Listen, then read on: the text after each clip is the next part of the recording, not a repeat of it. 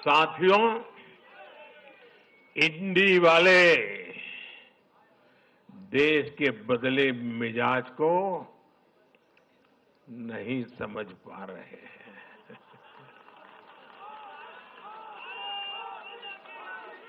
ये लोग सच्चाई को स्वीकार करना ही नहीं चाहते। ये लोग आज भी भारत के सामान्य वोटर के विवेक को कम करके आंकते हैं। देश का वोटर, देश का मतदाता अस्थिरता नहीं चाहता। देश का वोटर नेशन फर्स्ट की भावना के साथ है। जो कुर्सी फर्स्ट का सपना देखते हैं, उन्हें देश का वोटर पसंद नहीं करता। साथियों, देश के हर राज्य का वोटर दूसरे राज्यों की सरकारों का आकलन भी करता है। वो देखता है कि जो एक राज्य में बड़े बड़े प्रॉमिस करते हैं, उनकी परफॉर्मेंस दूसरे राज्य में कैसी है। महाराष्ट्र की जनता ने भी देखा कि कर्नाटका, तेलंगाना और हिमाचल में कांग्रेस सरकारें कैसे जनता से विश्वासघात कर रही है। ये आपको पंजाब में भी देखने को मिलेगा।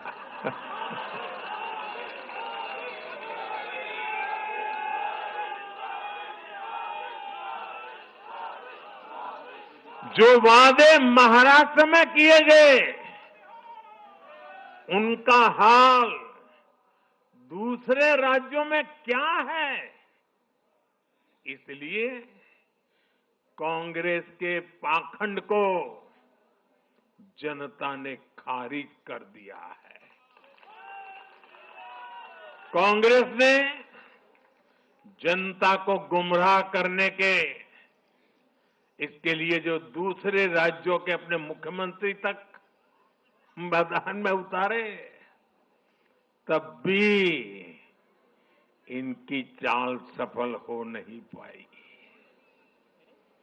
इनके ना तो झूठे वादे चले और ना ही खतरनाक एजेंडा चला। साथियों, आज महाराष्ट्र के जनादेश का एक और संदेश है। पूरे देश में सिर्फ और सिर्फ एक ही संविधान चलेगा।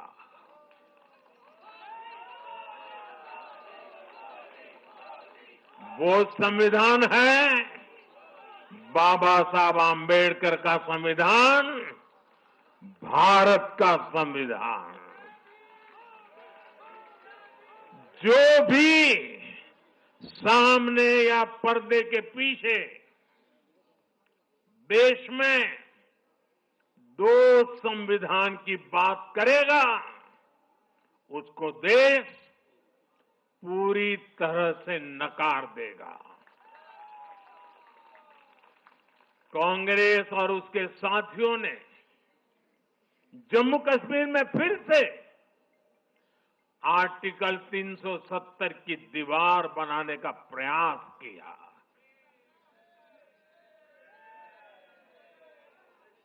वो संविधान का भी अपमान है।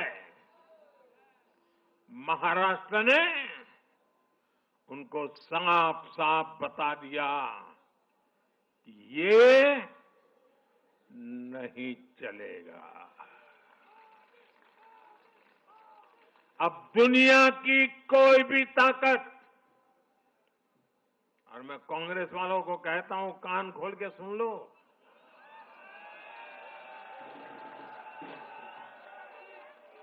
उनके साथियों को भी कहता हूं, अब दुनिया की कोई भी ताकत 370 को वापस नहीं ला सकती।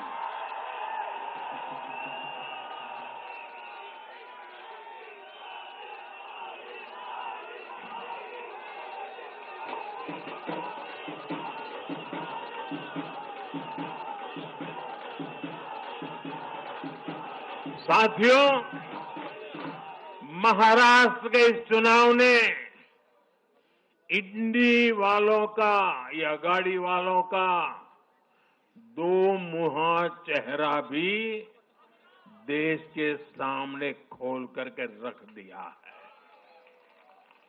हम सब जानते हैं बाला साहब ठाकरे का इस देश के लिए, समाज के लिए बहुत बड़ा योगदान रहा है। कांग्रेस ने सत्ता के लालच में उनकी पार्टी के एक धड़े को साथ में तो ले लिया, तस्वीरें भी निकाल दी, लेकिन कांग्रेस का कोई नेता बाला साहब ठाकरे की नीतियों की कभी भी प्रशंसा नहीं कर सकती। और इसलिए मैंने अघाड़ी में कांग्रेस के साथी दलों को चुनौती दी थी कि वो कांग्रेस से बाला साहब ठाकरे की नीतियों की तारीफ में कुछ शब्द जरा बुलवा करके दिखाएं। आज तक वो ये नहीं कर पाए हैं। मैंने दूसरी चुनौती वीर सावरकर जी को लेकर के दी थी। कांग्रेस के नेतृत्व ने लगातार पूरे देश में वीर सावरकर का अपमान किया है, उन्हें गालियां दी है। महाराष्ट्र में वोट पाने के लिए इन लोगों ने टेम्पररी वीर सावरकर जी को जरा टेम्पररी गाली देना उन्होंने बंद किया है।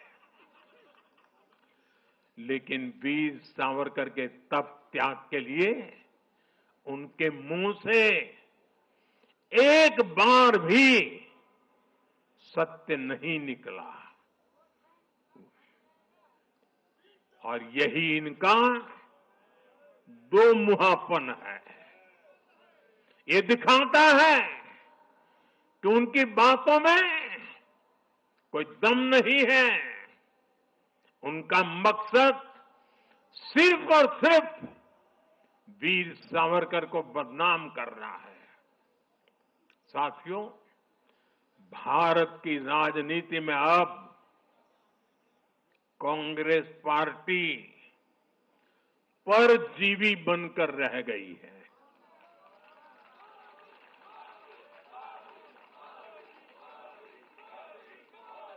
कांग्रेस पार्टी के लिए अब अपने दम पर सरकार बनाना लगातार मुश्किल हो रहा है। हाल ही के चुनावों में जैसे आंध्र प्रदेश, अरुणाचल प्रदेश, सिक्किम, हरियाणा और आज महाराष्ट्र में उनका सुपड़ा साफ हो गया।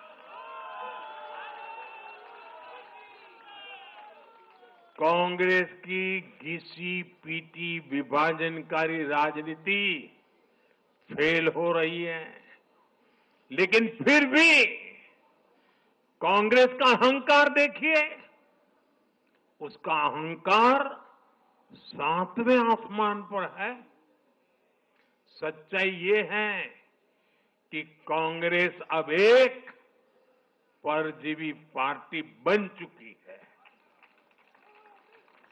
कांग्रेस सिर्फ अपनी ही नहीं बल्कि अपने साथियों की नाव को भी डुबो देती है। आज महाराष्ट्र में भी हमने यही देखा है। महाराष्ट्र में कांग्रेस और उसके गठबंधन ने महाराष्ट्र की हर 5 में से 4 सीट हार गई। अघाड़ी के हर घटक का स्ट्राइक रेट 20% से भी नीचे है। ये दिखाता है कि कांग्रेस खुद भी डूबती है और दूसरों को भी डुबोती है। महाराष्ट्र में सबसे ज्यादा सीटों पर कांग्रेस चुनाव लड़ी, उतनी ही बड़ी हार इनके सहयोग वालों को भी मिली। वो तो अच्छा है कि यूपी जैसे राज्यों में कांग्रेस के सहयोगियों ने उससे जान छुड़ा ली, वरना वहां भी कांग्रेस के सहयोगियों को लेने के देने पड़ जाते। साथियों, सत्ता भूख में कांग्रेस के परिवार ने संविधान की पंथ निरपेक्षता की भावना को चूर चूर कर दिया है। हमारे संविधान निर्माताओं ने उस समय 47 में विभाजन की विभीषिका के बीच भी हिंदू संस्कार और परंपरा को जीते हुए पंथ निरपेक्षता की राह को चुना था। तब देश के महापुरुषों ने संविधान सभा में जो डिबेट की थी, उसमें भी इसके बारे में बहुत विस्तार से चर्चा हुई थी। लेकिन कांग्रेस के इस परिवार ने झूठे सेक्युलरिज्म के नाम पर उस महान परंपरा को तबाह करके रख दिया है। कांग्रेस ने तुष्टीकरण का जो बीज बोया, वो संविधान निर्माताओं के साथ बहुत बड़ा विश्वासघात है। और ये विश्वासघात मैं बहुत जिम्मेवारी के साथ बोल रहा हूं। संविधान के साथ इस परिवार का विश्वासघात है। दशकों तक कांग्रेस ने देश में यही खेल खेला। कांग्रेस ने तुष्टीकरण के लिए कानून बनाए, सुप्रीम कोर्ट के आदेश तक की परवाह नहीं की। इसका एक उदाहरण वक्फ बोर्ड है।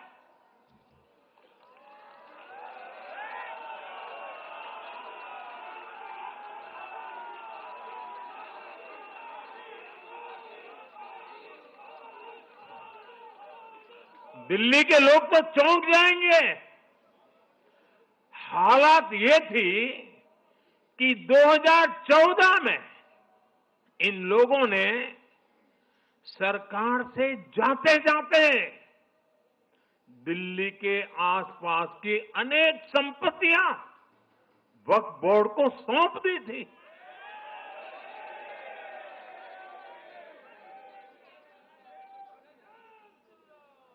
बाबा साहब आम्बेडकर जी ने जो संविधान हमें दिया है ना, जिस संविधान की रक्षा के लिए हम प्रतिबद्ध है, संविधान में वक्फ कानून का कोई स्थान ही नहीं है। लेकिन फिर भी कांग्रेस ने तुष्टीकरण के लिए वक्फ बोर्ड जैसी व्यवस्था पैदा कर दी। ये इसलिए किया गया ताकि कांग्रेस के परिवार का वोट बैंक बढ़ सके। सच्ची पंथ निरपेक्षता को कांग्रेस ने एक तरह से मृत्यु दंड देने की कोशिश की है।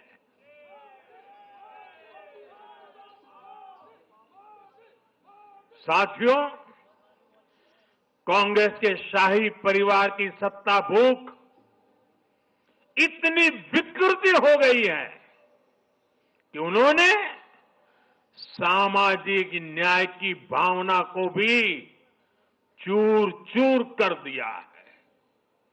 एक समय था जब कांग्रेस के नेता इंदिरा जी समेत खूब जात पात के खिलाफ बोलते थे, पब्लिकली लोगों को समझाते थे, एडवर्टाइजमेंट छापते थे। लेकिन आज यही कांग्रेस और कांग्रेस का एक परिवार खुद की सत्ता भूख को शांत करने के लिए जातिवाद का जहर फैला रहा है। इन लोगों ने सामाजिक न्याय का गला घोंट दिया है। साथियों, एक परिवार की सत्ता भूख इतने चरम पर है कि उन्होंने खुद की पार्टी को ही खा लिया है।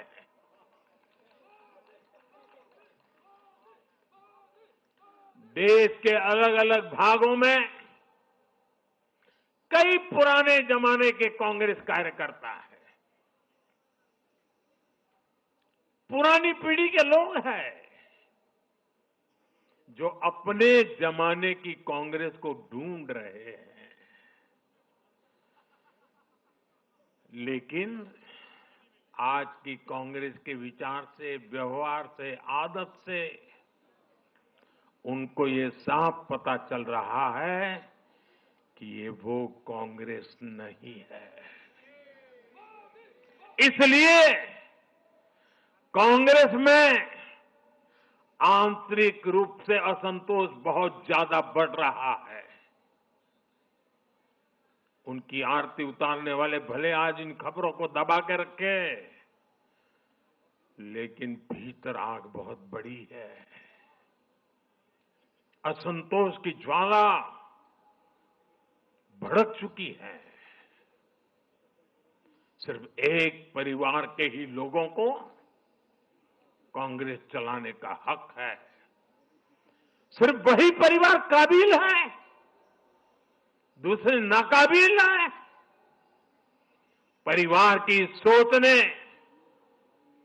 इस जीत ने कांग्रेस में एक ऐसा माहौल भी बना दिया कि किसी भी समर्पित कांग्रेस कार्यकर्ता के लिए वहां काम करना मुश्किल हो गया है। आप सोचिए, कांग्रेस पार्टी की प्राथमिकता आज सिर्फ और सिर्फ परिवार है। देश की जनता उनकी प्राथमिकता नहीं है। और जिस पार्टी की प्राथमिकता जनता न हो, वो लोकतंत्र के लिए बहुत ही नुकसानदायी होती है। साथियों, कांग्रेस का परिवार सत्ता के बिना जी नहीं सकता। चुनाव जीतने के लिए लोग कुछ भी कर सकते हैं। दक्षिण में जाकर उत्तर को गाली देना, उत्तर में जाकर के दक्षिण को गाली देना, और विदेश में जाकर देश को गाली देना।